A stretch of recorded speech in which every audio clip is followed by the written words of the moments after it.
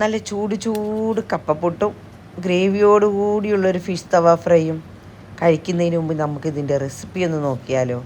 കുറേ ദിവസമായിട്ട് ഒരു കപ്പേൻ്റെ ഉള്ളിക്കൊട്ടേ കിടന്ന് കരയാൻ തുടങ്ങിയിട്ട് ഈ കപ്പ, ചേന, ചേമ്പ്, കാച്ചിൽ എന്നൊക്കെ പറഞ്ഞു കഴിഞ്ഞാൽ എൻ്റെ പ്രിയതമന് ഭയങ്കര ഇഷ്ടമാണ്. അപ്പോൾ ഓഫീസിൽ നിന്ന് വരുമ്പോഴത്തേക്ക് ഇന്നൊരു കപ്പ ഉണ്ടാക്കി വെക്കാമെന്ന് ഞാനും അങ്ങോട്ട് വിചാരിച്ചു. കപ്പ ശ്രീലങ്കക്കാരിയായിരുന്നെങ്കിൽ സൂപ്പറായിരുന്നു കേട്ടോ.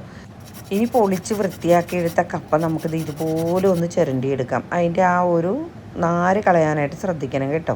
ഇനി ചുരണ്ടിയെടുത്ത കപ്പയുണ്ടല്ലോ, നമുക്ക് മാക്സിമം നമ്മുടെ ശക്തി എടുത്തിട്ട് ഇതുപോലെ ഒന്ന് പിഴിഞ്ഞെടുക്കാം. ഈ കപ്പയുടെ ഒരു വിഷാംശമാണ് കേട്ടോ നമ്മൾ ഈ പിഴിഞ്ഞ് കളയുന്നത്. ഇനി ഇതിലേക്ക് നമുക്ക് ആവശ്യത്തിന് ഉപ്പ് ചേർത്ത് കൊടുക്കാം. ഒരു 2-3 ടേബിൾ സ്പൂൺ പുട്ടുപൊടി ഞാൻ ചേർത്ത് കൊടുക്കുന്നുണ്ട് കേട്ടോ.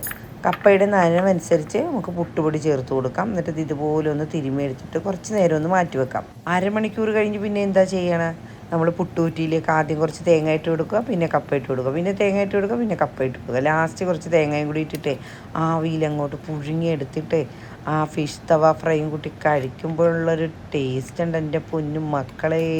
ഞാനൊരു കഷ്ണം പുട്ടെടുത്തിട്ട് ഒരു കഷ്ണം മീനും കൂടി എടുത്തിട്ട് ആ ചൂട് പുട്ടും ചൂട് മീൻ കറിയും കൂട്ടി കഴിച്ചിട്ട് അടിപൊളി ടേസ്റ്റ് ആയിരുന്നു കേട്ടോ.